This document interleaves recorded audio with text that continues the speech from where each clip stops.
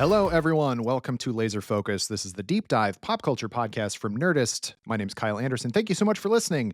Folks, this is our 100th episode. I cannot believe I've been doing this for almost 4 full years, but wait, is that right? 2 full years? I don't know how time works. Time doesn't work anymore. Time doesn't work anymore.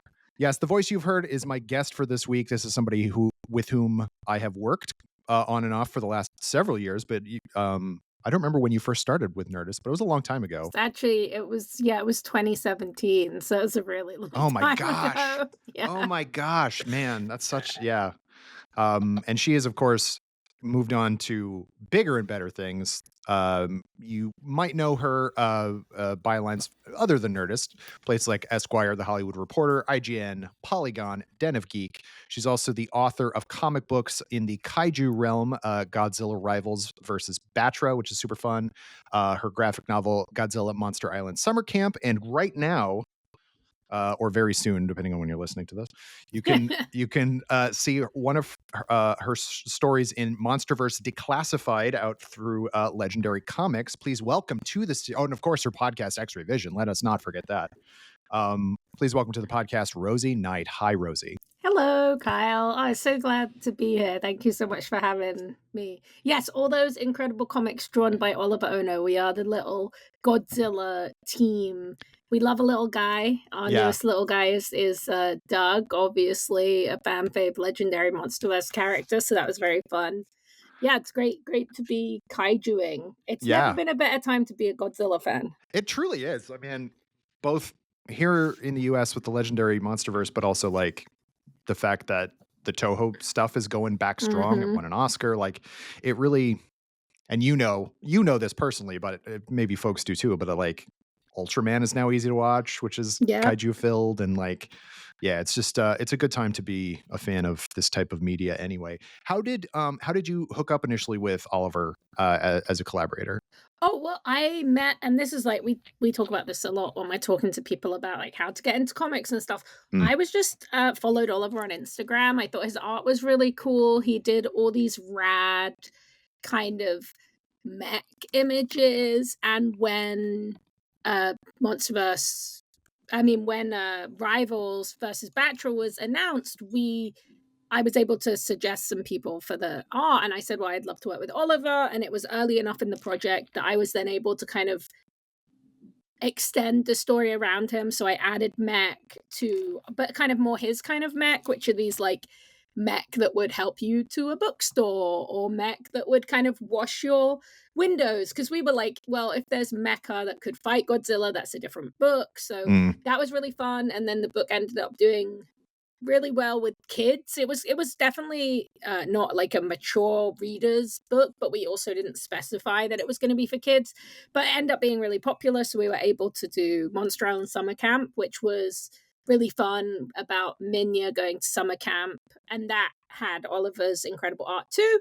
And then I had met Nikita from Legendary Comics because of doing PR. I thought they had some really cool books. I had a friend called James F. Wright who had a really great book with an original comic with Legendary called Lupina. And we'd kind of had lunch and we talked about stuff. And eventually she said, do you and Oliver want to do one of these stories? And then we found out after we'd said yes, of course, because how cool to be able to do classic Toho and Monsterverse. And then we were basically like, okay, who's it going to be? And they were like, it's Doug. And we were like, okay, well, this is perfect. And hilariously, Oliver still managed to kind of take it to the next level and make what was originally quite like a silly story, like a day in the life silent story, end up making it, I think, like quite epic. Like fans have definitely been excited to see Doug in a kind of a different light than we get to see him in the show and the TV and the movies. I know words. Movies, not big screen, not small screen yet. It's obviously, I forget who said this. Jeff Johns, maybe. Let's call him Jeff Johns. But somebody said, even though comics are a very visual medium, nobody talks more than people in comic books, especially superhero comic books. But your guys' short in this Declassified, the Doug, it has no dialogue, as you mentioned. Yes. So this was the pitch already. Legendary wanted a monster focused, Doug focused story, and the idea was to kind of do a kind of Wall-E-esque, like, fun, just like what does Doug get into in a day. But because of Doug, he is now, luckily, as you will see in the book, he is officially Titanus Doug. That wasn't people didn't know for a while if he was a Titan or not. So we got to have fun with, like, well, Doug is not, from what we've seen in the movies that he's been in those brief but beloved moments, he is not somebody who, like, goes in with a plan. He is definitely not a monster like Godzilla who's really good at conflict or fighting. So the fun challenge was to find ways to have him still cause chaos and action, and have these little surprising moments like we get going into the final few pages, but not take him away from being kind of the dwarfy little guy that people love him. That's why he's one of those characters that happens in film and cinema and kind of fandoms where you could never have known that he was going to end up becoming this beloved character. But even with only, like, 8 minutes, I get a lot of questions on screen, so far in the Legendary Verse movies, he has a huge fandom and people love to ask me about Doug. Guys, I got to tell you, I don't know a lot. I don't know. Doug is a mystery. He's an enigmatic figure. As you will notice in this book, Monsterverse Declassified, which many people have emailed me about this very specific thing, Doug, he is not declassified. No, he's very classified. His whole file is redacted. So what does that say? I don't know. I guess maybe one day we'll find out. But yeah, it's really fun to do a silent comic. And at this point, me and Oliver, that's my most regular collaborator. And it was just really fun to kind of think about different ways that we could bring Doug to life. And it was really great because Oliver, his work is so great. And, working within a license, you do get notes. But really the only note he was getting back was, like, make Doug's eyes goofier, which we thought was, like, really great. So we were like, okay, he's making Doug look too cool, right. Which I think, what can I say? We love Doug. He's got some of the googliest eyes I think I've ever seen.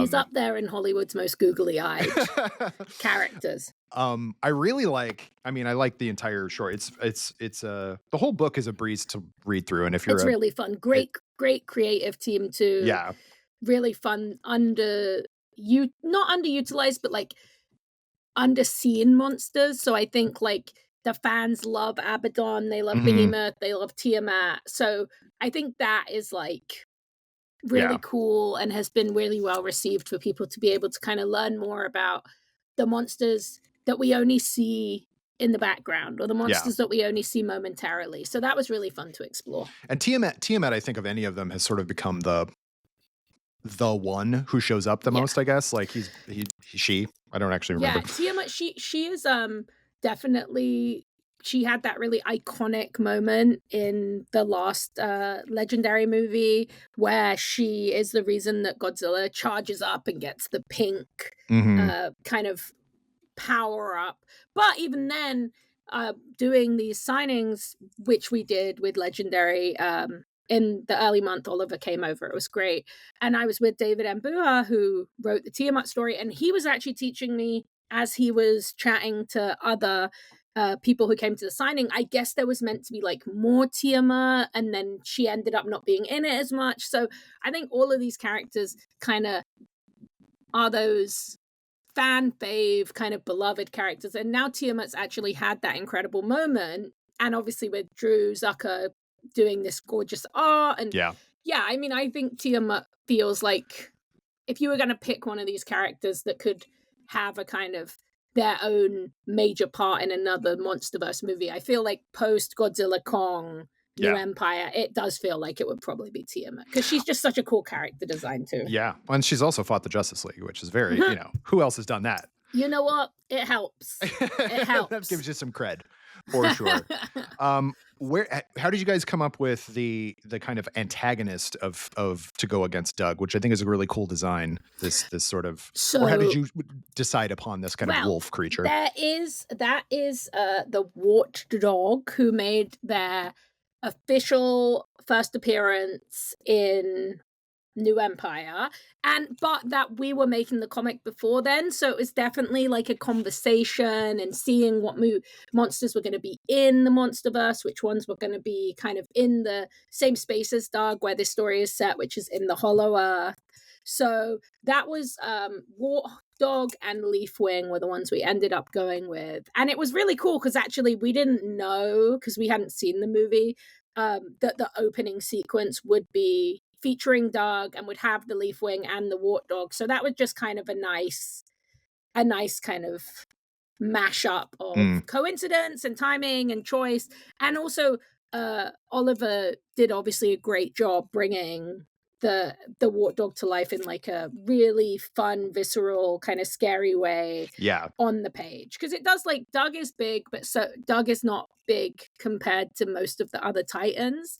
So kind of getting those creatures and working out the scale and the world, that was a really fun part of it. And also Oliver actually got to design a character in Oliver was asked to do a character design for a character who turns up in two of the other stories. So that was pretty cool too, to get to, just because we didn't do any human stuff in our story, but Oliver is very well known for his incredible character designs. He is the new artist on one of the ongoing kind of Keisei era Godzilla comics coming from IDW, Starship Godzilla. So he did Mm. a lot of cool character design in that. So it was fun for him to still get to kind of like scratch that itch, even on a story where we were just doing like monsters.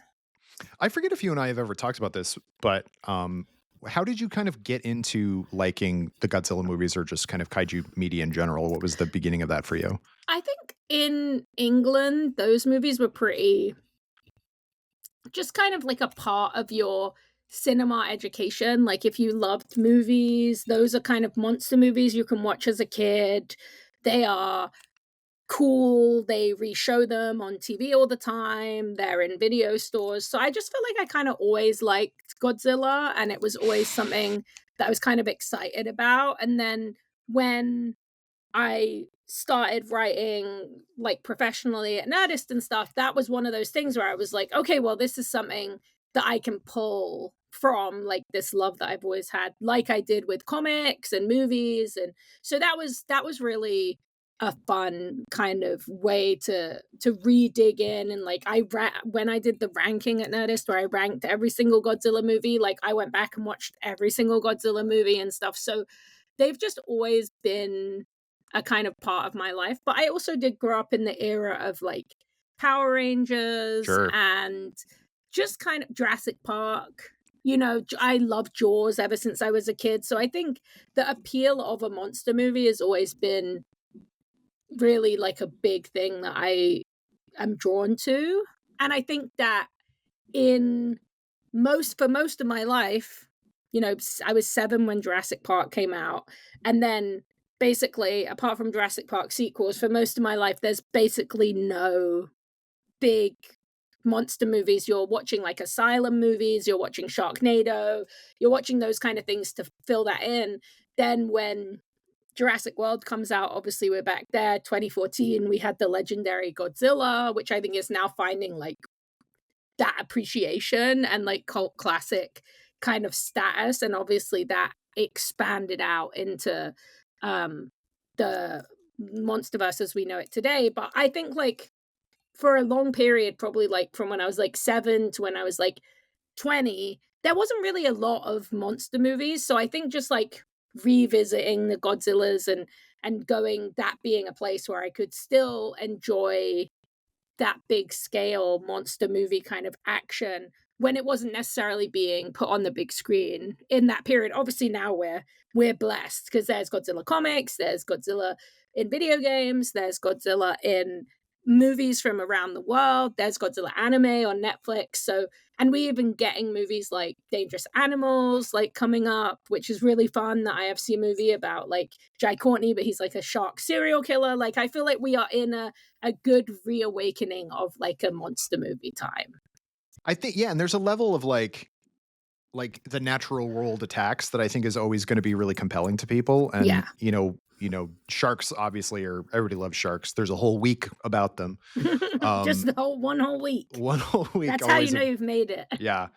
But I like when I was growing up, maybe it was just where what I was watching, but like I knew about Godzilla, but never really was Mm. able to watch any of that stuff. And then when I was in 8th grade, so what would that have been? Well, it was 98. Like my entire class walked to the movie theater to see Oh, the Roland Emmerich. American Godzilla, Yeah. yes. And that was like a big thing there for a little while. And then I remember going, and because of that movie, then Godzilla 2000, I think, got a release over here. And I saw a trailer for that, and it was like, oh, that's the Japanese Godzilla. Like you can tell that it's a guy in a suit, but it's part of the fun. Like, but I do feel like now even the older movies that kind of people laughed at are getting kind of reappraised and everything like that. The fact that the entire Showa era is in a Criterion box set is a huge thing. And then Godzilla versus Biollante just came out on Criterion. Yeah, I think that's a hint that the Heisei era is probably coming. And it's like, even, I mean, versus Biollante, that definitely was one of those ones where, like, if you didn't get it, you didn't get it. But now it's kind of kind of recognized. Actually, I don't even know if it's like a reinterpretation, just being recognized, the fact that it's like a really great hard sci-fi movie. It's like, I saw that comboed with the 80s like Godzilla Returns that came just before it that came just after it at the Alamo Drafthouse, and it was so good. Like, it was such a good combo of movies to watch together. And yeah, I mean, Showa era is funny too, because obviously a lot of the silly stuff that people think is like campy and they don't like comes from there, but also that is like 1954, which is like such a great iconic, like depressing movie, like a really fantastic piece of cinema. So I'm glad it's being looked at that way. And yeah, obviously, like with Monster Island Summer Camp, the main character is Manila. So I didn't really think that was ever going to get picked up. And when they did pick it up, I didn't know how people would feel about it. And generally the response was just people were so happy there was a new Minya story. They do, like, definitely some people thought we made him like too cute, but like, sorry guys, that's just the way it is. Like, they were never gonna let us draw Minya as he was for that book, which was to appeal for kids. I love him. I have an ugly Minya tattoo, but yeah, it was very cool to be able to do that. And since, like, speaking to people who've read the book, there is like a really big contingent of guys in like their 60s and 70s who love that book and who are just like really surprised because they love Manila and they remember being the audience for the idea of like Manila as a friend to all children and stuff. So we were expecting kids to like it and people who love anime and who love Oliver's art, but it was nice to see that there is like there's still a passionate fan base of people who watched those movies growing up who never really saw them as like silly or campy, and to them that was just like a magical movie they saw as a kid. There's definitely I don't know. We obviously see that in comic book media nowadays, where like it has to be dark and realistic and it has to appeal to like, bros, I guess. Like there's an aspect of that, but like you can't remove, especially the Showa era, from the context of they were trying to compete with television, which was a huge thing in the 60s in Japan. And the only way you're going to get to go to the movies at all is if it appeals to children. So like, unless it's Akira Kurosawa or something like that. But so you can call them campy or silly or whatever. And it's like, yeah, because they were kids' movies. Yeah, no, absolutely. I think that is 100%. It's like when people complain because, in the 50s they added Robin to Batman and Robin. It's like it at some point you have to, when you realize children are an audience, you have to appeal to them. And it was like I didn't realize kind of how much of a big deal TV was in Japan till I saw the movie, Good Morning, where it's like Mm, about these two kids who go on basically a talking strike. They stop talking to their parents till they can get a TV. And it's just such a brilliant slice of life movie. But also I was just like, oh, okay, I'm kind of getting even more of an insight into how much of a huge moment it was for people to be able to have TVs in their houses, all over the world. And obviously that was like a something that kind of changed everything forever. And then obviously our era was the VHS era when we got to kind of explore more of these movies. And yeah, I am a big, as anyone who read my work at Nerdist or who listens to the podcast will know, like I'm a big supporter of just like weird stuff or kids stuff or stuff that other people dismiss because maybe they don't understand that it's made for a broad audience. And definitely like those Showa Godzilla do could fall into that. But I do feel like, especially nowadays, there's just so much love for Godzilla in general. yeah. Even just from when we wrote Batra, when I wrote Batra and Oliver drew it, was like 4 or 5 years ago now or something. And even then, from then to now, with Monster and Summer Camp, and then even more recently with Monsterverse Declassified, we have just seen like the amount of people who come to the signings is so much bigger. Like people are so excited to see Godzilla. There is an entire generation, my nephew included, of young people of like 10 to kind of 15-year-olds whose introduction to Godzilla is actually not even the movies, it's YouTube and it's videos about the evolution of Godzilla's atomic breath or the Mm, evolution of Space Godzilla or something. And then through that, they will end up getting into the movies, but they end up with like such an in depth, kind of broad knowledge because they just want to know about the character, they want to know the history. And so that's been really interesting too, like meeting kids who talk about crystallized Godzillas and which atomic beam, or as we call it now, the heat ray, which one do you like the most? It's really interesting to kind of see the way that the fandom changes, but it stays the same. But at the moment, the big thing is it's like growing exponentially, in a big part because of the American Godzilla movies. yeah.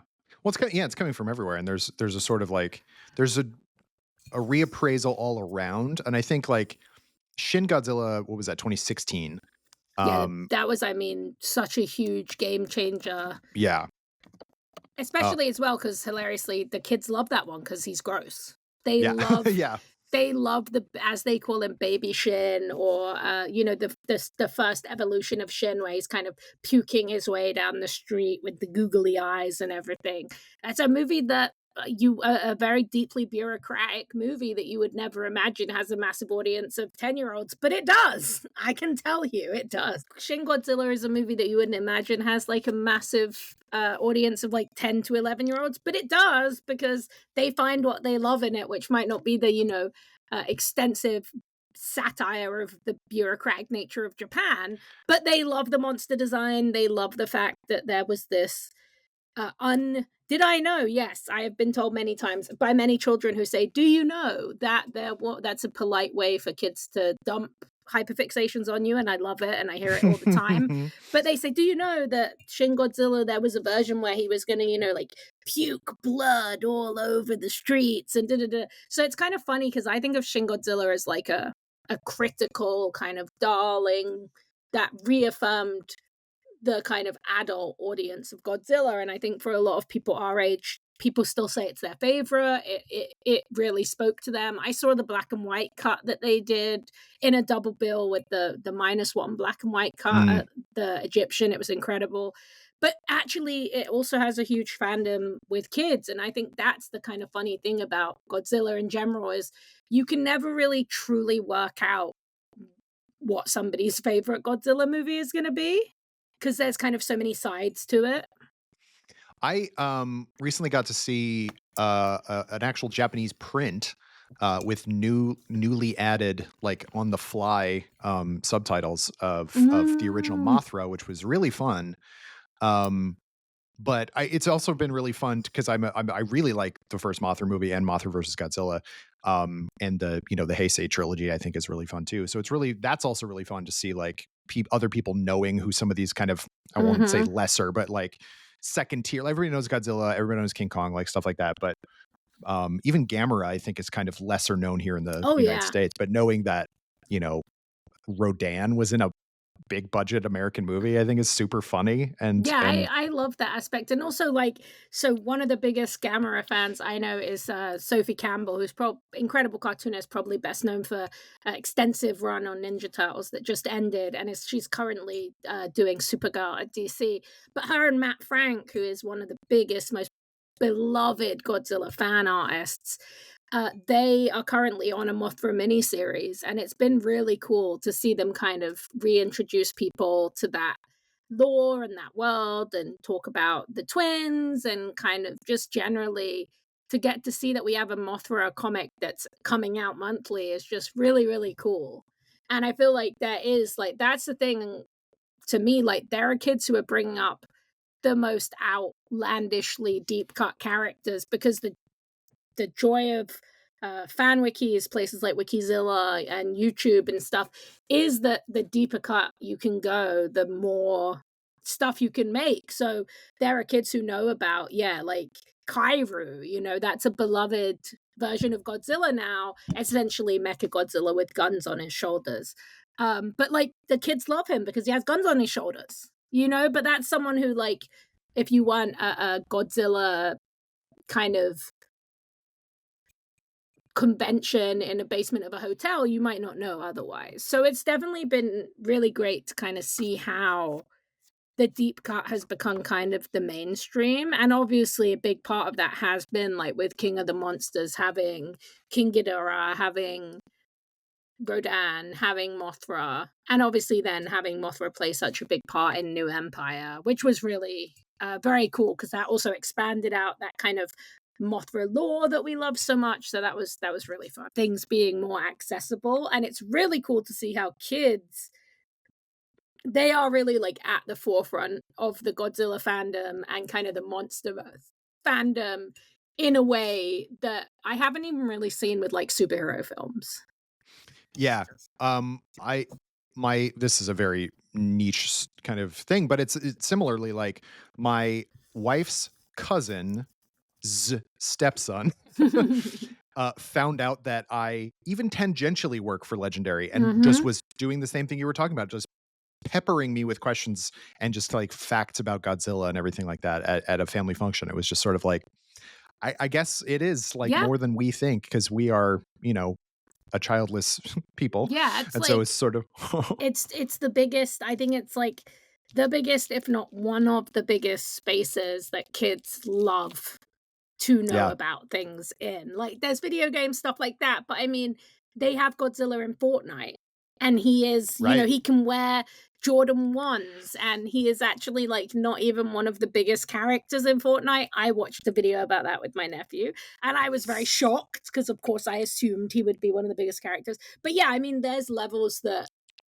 these kids are interacting with this stuff on that is like so much more intricate and kind of like granular than even the stuff that me and you make and write, which is like what we're known for, is kind of breaking this stuff down. Is YouTube has kind of blown that up, so now it's a Yeah. whole new world where there's videos just specifically about the different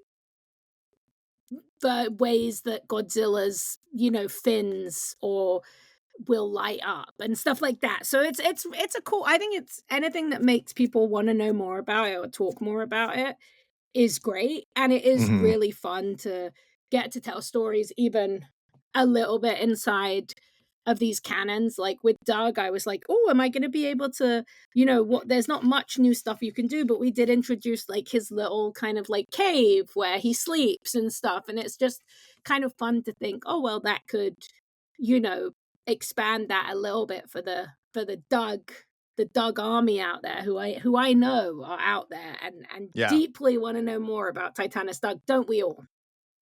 Absolutely.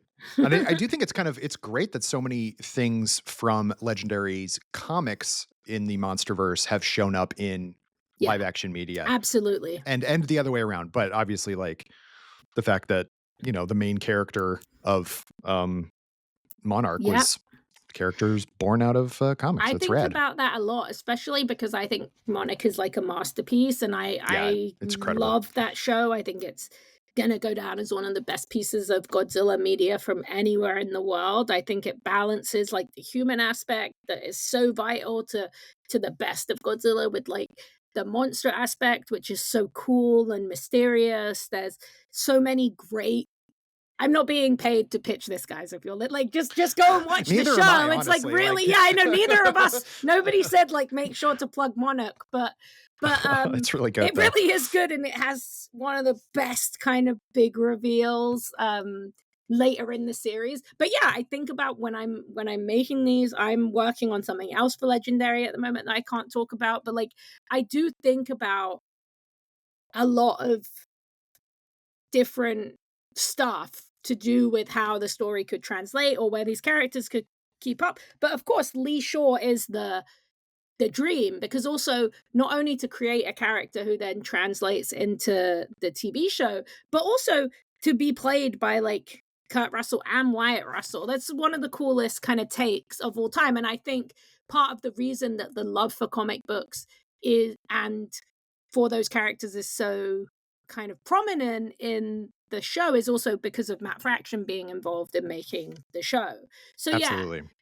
I'm so excited for Monarch season 2, and also for I really obviously like extremely excited about Supernova and having, you know, Godzilla at the center. I think that Kong has had so many fantastic stories told about him. We've gotten to see so much into like his life and his journey, and I think it's going to be really exciting for fans to hopefully, based on no insider knowledge at all, only based Yeah, on the fact that I report on this stuff for a living and what they've said so far about Supernova, with this notion that Godzilla will be in that position and we're kind of following him. I think that's going to be really fun. me too. Do you, before we have one other thing that I wanted to I talk to know, Rosie it's so about. funny that we spent like 40 minutes talking about Godzilla. No Yeah, surprise. But yes, no we do have surprise. something else, which is actually funnily in line because of the kid Yeah, adult kind of comparison of it all. yeah. So this is something that I've wanted to do for the 100th episode for a while, and I figured Rosie was like kind of the person to talk about this because, as you were saying about things that uh movies that kind of got poo-pooed at the time Mm-hmm. or in the years since. For example, I recently revisited the 93 Super Mario Brothers movie, and I kind of still love it. Dude, it's So actually a pretty like this is not even the thing we're meant to talk I about, know. but I concur. Very good, very weird, very funny. Actually, also very formulaically influential on pretty much any other kind of movie that has done that since. Like it's Yeah. very much the unexpected blueprint for those kind of like portal fantasy movies that try and be a little bit more down to earth, a little bit more cool. But yeah, the Super Mario Brothers movie is actually so fun. There's another great, crazy 4K remaster, like box set version that recently Yeah. came out too for those physical media heads like me and Kyle, because we both love Yes. DVDs and Blu-rays. Indeed. It is on my shelf. But the movie that I really wanted, so it's the 30th anniversary of Batman Forever. Also, obviously, you know, the great Val Kilmer passed away last year. And obviously that was or maybe earlier this year. God, what is time I anymore? think But it was this year, unbelievably. oh my gosh. Yeah. So that was obviously very sad. But like I just turned 41, and so that means I just turned 11 when this movie came out. And I went to go see this movie like first weekend. My aunt and uncle took me. I bought posters and Mm-hmm. toys and like the McDonald's glasses, like they Yep. were like crystalline Definitely glasses. full of lead. I Yeah, have there's no way they aren't. I have all the Star Wars ones, and I do not drink out of them. Like, No. absolutely not. Um, I had the novelization. That was like the first novelization I had Mm-hmm. ever purchased, and it was different. And I was like, why is it different from the, and I didn't know at the time. I literally, dude, sorry to the people listening to this definitely audio format, but I have the very That's it. novelization. Oh my Literally gosh. right behind. I collect too much stuff, but I have a lot of novelizations and also like weird just tie-in comics that they used, like comic novels that they used to make in like the 70s and 80s. But yeah, hilariously, I have that one written by none other than Peter David, who recently sadly passed That's away. right. Man, another It, another good time. yeah. At the time, I didn't know who Peter David was. It was Oh, just a and this, name on yeah, the no, I book, mean, but we were yeah. like, yeah, we were kids. Yeah, We did not I was know the. 11. But anyway, I watched the weirdly enough, my wife and I watched this on New Year's Eve because we were just like, what do we want to watch? I don't know. Mm-hmm. Want to watch Batman Forever? Why not? I still know it word for word. That was a tape I wore out. Yeah. I had the soundtrack. That was the first CD I ever owned, was the Batman Forever soundtrack. Like, I was on board with this. And in the years since, obviously, the Schumacher movies have been roundly rejected, and Mm-hmm. even he himself, before his passing, like, had apologized for Batman and Robin. But I think there's room for Batman of all sorts. There And is. I actually think that Batman Forever has a really good script, Yeah, no, which it is does. I mean, I would say definitely I've seen both in just like as a pop culture journalist, but also as like a podcaster, as somebody who just goes to a lot of movies because I live in LA and I'm blessed and I go to movies as much right. as I can. Batman Forever is definitely having reconsideration. I think a lot of people have come to see it as like a definitive Riddler performance by Jim Carrey, like a really interesting Two-Face performance by Tommy Lee Jones. Also, fantastic production design. Plus, it has some really hilarious kind of behind the scenes stories, like the one that's always going viral of Jim Carrey and he sees Tommy Lee Jones in the restaurant and the guy tries to sit them together because they're currently shooting on the same movie. And Tommy Lee Jones is just like, I hate you. And I think he says something really hilarious, like it's something like, I cannot countenance your shenanigans or something. Yeah. So I feel like it Yeah. has everything about it. Plus, you know, Drew Barrymore's in it. Like it has so many different things about it that have made it culturally, I think, more acceptable. Plus, obviously, they're devastatingly sad that Joel Schumacher is no longer with us. So I think that makes it makes us reframe the way that we look at art and directors and stuff. Now, I just want to say, you have long been a Batman Forever supporter. I can vouch for that. Just like, by the way, in June 16th, 2017, I posted an article on Nerdist.com and it was called Why Batman and Robin is the Underrated Gem of the Batman Franchise. So I feel like we've both been on this for like Yes. A long really time. long time, because the truth is, like, the thing about Batman Forever as well, which is forgotten about, and I will say I cannot make the same argument for Batman and Robin, though it is one of my favorite films. Batman Forever actually made like a ton of fucking money. It made Oh, like it was a way big more hit. money than Yeah. Batman Returns. Batman Returns was very, very hard to make toyetic. I have Yep. some of the funny McDonald's toys where it was like Yeah. the cars, you know, it's a little purple car with Catwoman. Whereas Batman Forever had much more iconic designs. You still see those really cool backing cards that they made. And I think that Batman Forever was a perfect melding of the darkness of the Tim Burton stuff with the kind of more pop aesthetic that Joel Schumacher brought to the franchise. And Val Kilmer, definitely like a really good Batman casting. I And think so. I think that is one of those things that has made, and a great, you know, Bruce Wayne casting, which I think is really you've got to have the duality. Now, look, I am also going to say, I do think, and this was the argument I made in this piece, which is still one of my favorite pieces. I got to write so much amazing stuff at Nerdist, just kind of support, not even arguing, but just saying like, hey, this is why I think this is so incredible. But I think Batman Forever and Batman and Robin, they are both very much in the vein of like Batman 66. Something else that was unloved by Mm-hmm. many, including famous Batman producer Michael Uslan, who loves to tell the story about how he watched that first night when he was 15 and it debuted, and he felt like he was being, you know, made a joke of, like his fandom of Batman was being made a joke of. And that was what led him, ironically, to famously become the boy who loved Batman and get the rights from DC and make the first Tim Burton Batman movie. And if you see his name in any movie now, it's because if it is a DC movie, he has production credits on all of Mhm. them because he is the man who made it possible. But I love Batman 66. And even when I was in my tough guy, I have written extensively about these kind of things that I love, but I love Batman Year One. Like I love Watchmen. I have written both positively and negatively about all these things and the complexities. And I think that all of that encompasses like what makes Batman great. And I think that Batman 66 feels the most like a comic book. It feels like the comics that it was trying to adapt at the time, the Silver Age Batman stuff. And that is what Joel Schumacher was never given credit for, because I think when those movies were being made and released, comics were not respected or being the same conversations we're not having about them. Watchmen had not been put in the Time 100 best novels of all time, and there were not really people arguing like, oh, comics are going to make kids read. Like that conversation had kind of gone out of the window at that point. Stan Lee was no longer doing university tours like he was in the 70s.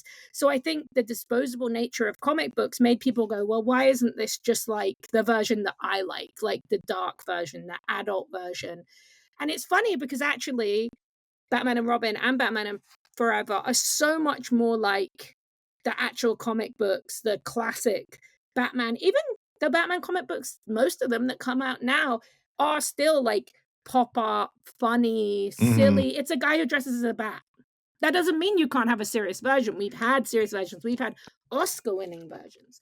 But Yeah. these are the versions like, again, no surprise if you heard me. And if you haven't heard me before, I'm sorry to have this very hot take. But I'm just like the Christopher Nolan Batmans, they just like don't move me, right? They don't but I love how they made comic book movies so accessible and how so many people realize like, oh, there's more to this than just whatever version I was perceiving like the Joel Schumacher stuff. But to me, I like it all. I like every single part of it. I like the funny parts, I like the colorful parts, I like the scary parts. And I Mm. think that's why specifically Batman Forever is just, now it's starting to get a little bit more of the critical understanding and appreciation that I think it should have always had. I'm still waiting for that for Batman and Robin. There's a podcast that I guest on frequently that I love called Escape Hatch, formerly known as Dune Pod, and I have been on there to argue some classic Rosie faves, including Aquaman, a movie I deeply love. I think like brilliant, also still the most profitable DC movie of all time. Do take that as a challenge, James Gunn, and also like Twilight. We did a really fun episode for that. But I've also been on there talking about just great movies like Constantine and Logan's Mm. Run. But the one movie that me and the Discord are always trying to get them to agree to is Batman and Robin.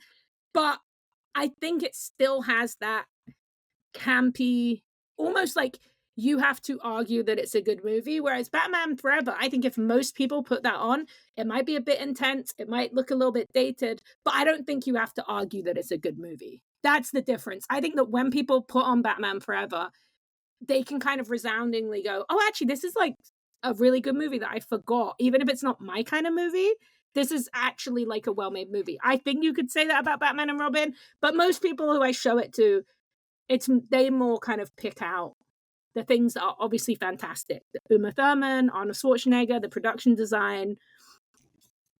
But yeah. Yeah, it's very much like I just opened the IMDb page, which IMDb is obviously like a cesspool a lot of the time, but like I um know, but we all still check it every day we all and still have check it been all. since Yeah. we were little kids because it's magical to go on IMDb and find out the cast and crew. It's and which is what I just did to be like, Exactly. who Like, was the production designer on Batman Forever? It was Barbara Lang, and she mhm, deserves an Oscar. I don't know if she got one that's what I'm ever in her career, but saying. yeah. But Batman Forever has a 5.4, which is not a good score. And obviously Mm-mm. Batman and Robin has like a 3 or Yeah, something it's like like that. no love there. But so much of that, like it's cumulative over the years. People have rated Hmm. these movies a certain way. And I feel like so much of that is coming from like the early 2000s, like when it first, the backlash, like it's the same reason why um like the Star Wars prequels, like there's a lot of good in the first. I will go to bat for a good portion of the production of Phantom Hmm. Menace. I don't think Hmm. it's a good script, but I don't think anyone argues it's a good script. But like obviously the iconic stuff in that movie stood the test of time because we're still making stuff about it. And I feel the same way about the Schumacher Batman movies, where like he was doing something specific, and yeah, maybe you don't like bat nipples or bat Mhm. butt cheeks, but like I do. that's But yeah, also again, that's a throwback to the campy homoerotic nature of the right. 66 stuff.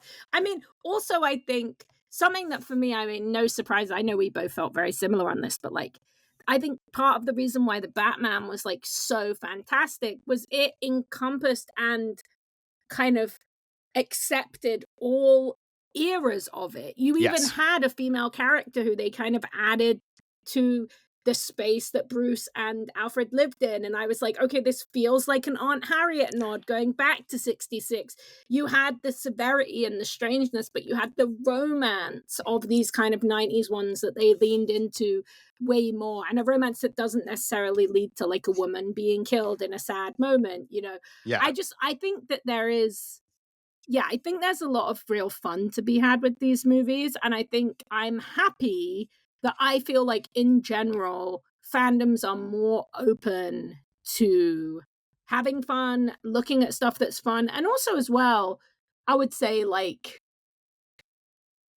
Forever and this happened with the prequels too, actually. When I worked in the comic book shop in like 2015, 2016, I noticed a distinct pattern. It wasn't even a trend that basically pretty much every kid who was maybe like, I don't know, 15 who would come into the comic shop, they loved the prequels because that's what Yeah. they grew up with. That's yeah. And now we are getting a generation of kids like, oh, terrible to tell you guys this, but like a kid who was born and in 1995 is like 30 now.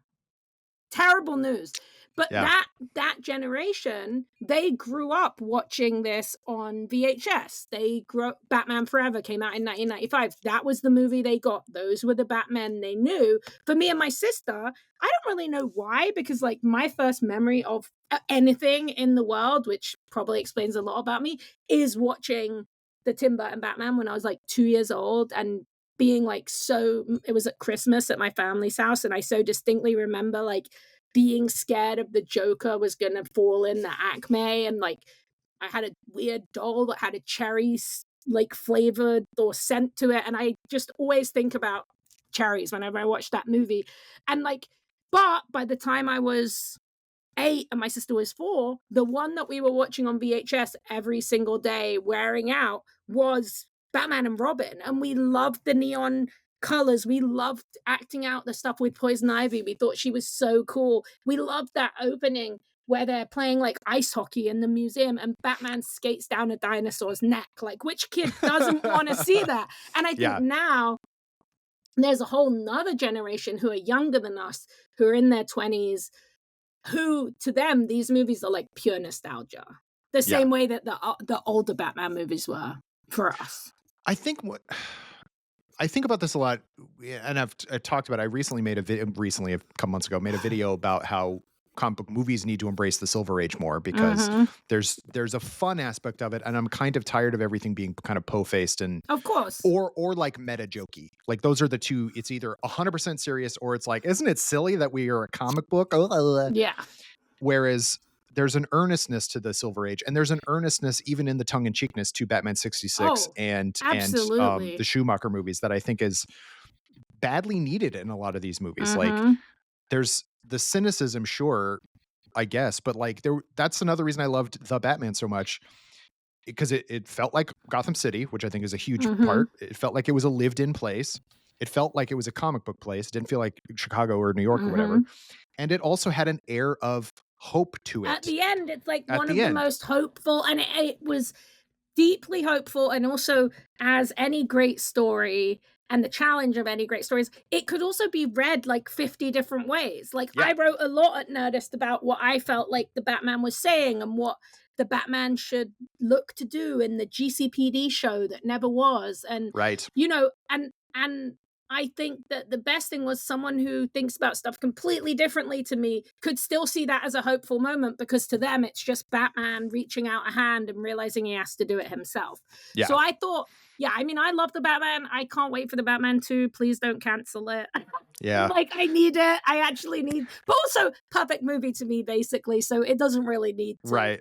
If But it come on, doesn't Matt happen, Reeves, it just doesn't. finish that script. You know what I I mean? believe in Like, you guys. I believe you can do yeah. it. But I mean, also like the Penguin. I felt like that to me was a brilliant representation of how you can do the dark, scary, horrible. Like the ending of that show is so heartbreaking, and we covered it pretty extensively on X-Ray, and we got to speak to the costume designer behind those iconic Sophia Falcone costumes that ended up becoming like Halloween staple that year. Yeah. And we also got to talk to Renzi, and talk about his character's journey. And I was such a big fan of him from The Runaways, and I was just so gutted by the end of the show. But something that I think that show did have was it still had, like, the Penguin had an underground lair, like Hmm. a weird underground layer.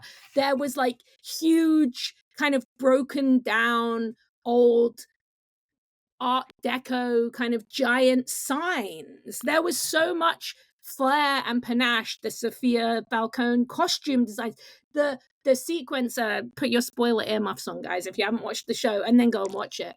But the sequence where she kills her whole family and she's wearing a gas mask and a ball gown, like, Yeah. it managed to do the boom bang pow comics aren't for kids, like, this is a HBO prestige adult show, but it also was able to take that flair and that artistry that makes comics so exciting and so fun and such a visual medium.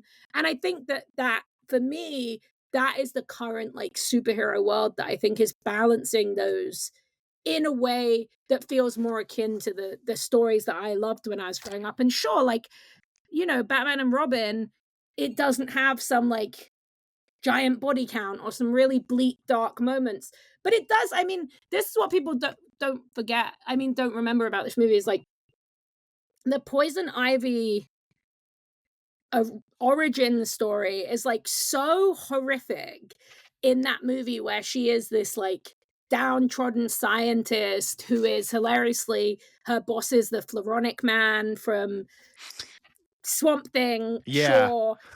And but I always remember as a kid, there was two bits I hated to watch. When they pressed the venom and it went through the Bane's body and made him Right. huge, and then when the building kind of collapses and the snakes slither over her and all the acid pours over her. It's done in a very cartoony way.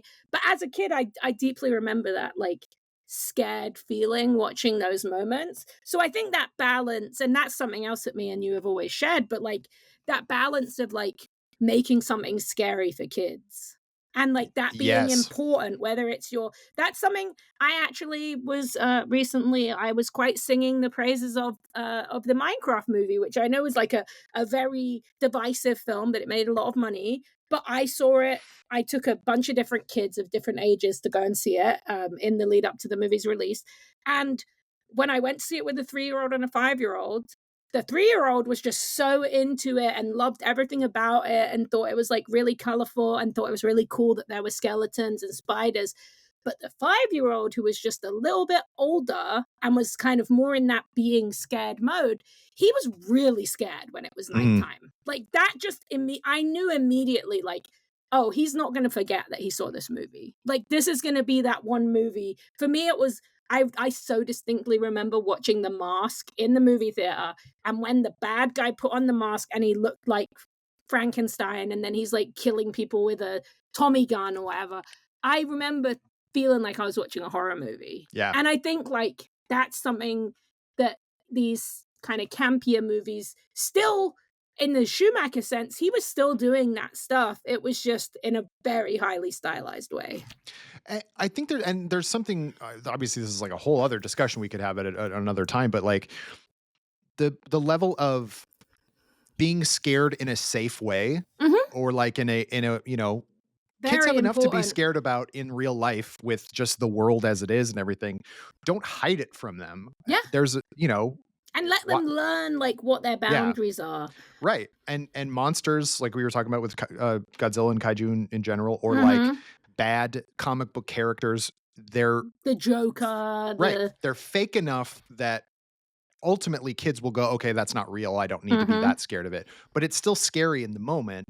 And Yeah. there's a fun aspect to it. And you're absolutely right. Like kids will always remember the thing that scared them, but then they will gravitate toward that.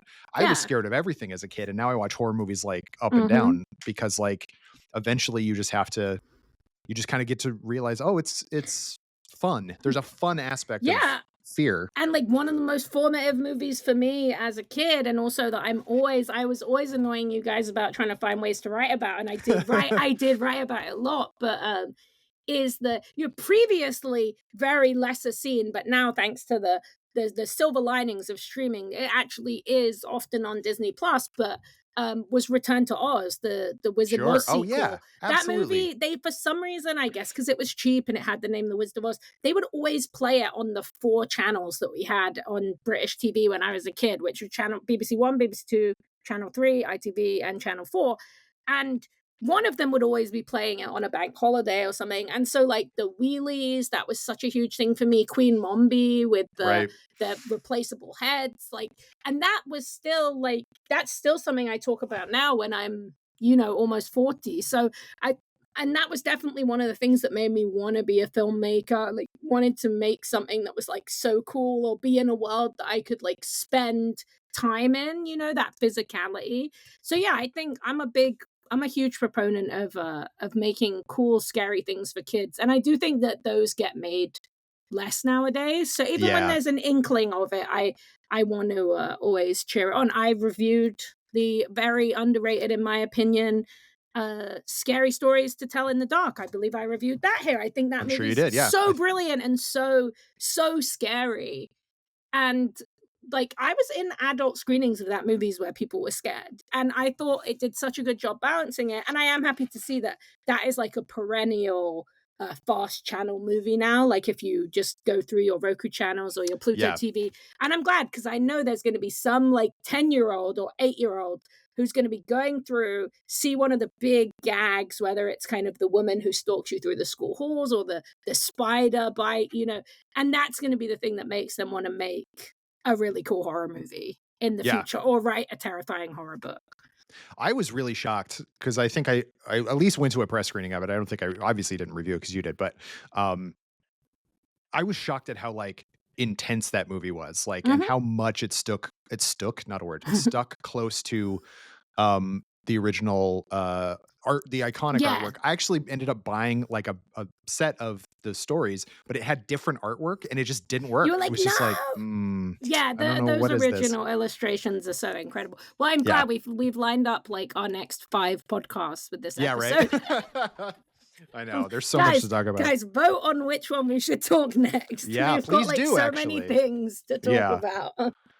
And obviously, as if you couldn't tell, folks, Rosie and I could talk about weird shit Yeah. like this all day. But I should let you go, and thank you very much for joining. How can people get a hold of you and your work on the internet? Should you choose to be found? I am at Rosie Marks, Marx, same social media that I've always had. I have Instagram, I have Letterboxd. I post every single movie I watch on Letterboxd for better or worse, so a lot of fun to be had there. You can hear me on X-Ray Vision, which we have 4 episodes a week right now, so you will not struggle to find Woo! us on your Dang. favorite podcast platform, or at iHeartRadio, which is our home. And yes, you can go into a Barnes and Noble or your favorite independent bookstore and you can order or pick up Monsterverse Declassified, which is out now. And if you supported the Kickstarter, thank you very much. And you guys should already have the PDF and the physical version in your hands. And yeah, and that's me. I think I will have some. Oh, I did recently just get this was announced was that me and Oliver are doing our first adult horror comic. We have a story in the upcoming Creep Show issue Oh, 4. awesome. Yeah, I feel very lucky about that. Shout out That's great. Ben at Skybound for putting us on. We did something really scary. Oliver created an unbelievable monster, and I believe that's coming out in fall this year. Great. Well, I can't wait. That's another like, man, kids who grew up watching Creepshow on like local We are TV, like, different. It's true. Like, yeah. There's a level of like laughing at comic or at horror that A lot of people nowadays do not have that Mhm. aspect, but that was such a huge part of growing up in the 80s and 90s was like That's how we horror is kind of survived. funny, and Tales from the Crypt, Creepshow was a good example of that. Yeah. Yeah, folks, pick up Monsterverse Declassified. It's a really nice little, little volume. It won't, it's not like it's going to take you forever to read. No, it's 4 really fun stories. I And believe really, every yeah, story is like 20 pages. yeah, And yeah, if you are someone who loves the weirder monsters or likes to kind of expand your understanding of the world, there are lots of fun kind of canonical crossovers here. If you know the Titan Truth podcast, that pops up a couple of times. You're really reading something in the world of the movies. So if you're a completionist, also a great thing to check out. And yeah, me and Oliver will probably be we'll both be at San Diego Comic Con this year, and we'll be doing other signings for the book too. So feel free to grab a copy and then come find us whenever we're near you guys. fantastic. Well, as listeners know, I'm not on social media anymore except for Ooh, Letterboxd, Kyle_Anderson. that's very healthy of you. Trying to be. I may still Impressive. go on Instagram. I just don't post. But yeah, thank you again, Rosie, for being on the show. I really appreciate it. Yeah. Our 100th episode. Couldn't think of a better Woo! guest for that. Congratulations. Thank you so much. I've been Kyle Anderson. Thank you all for listening. Join me again next week on Laser Focus when my guest will be a different person. Bye-bye. Another human being.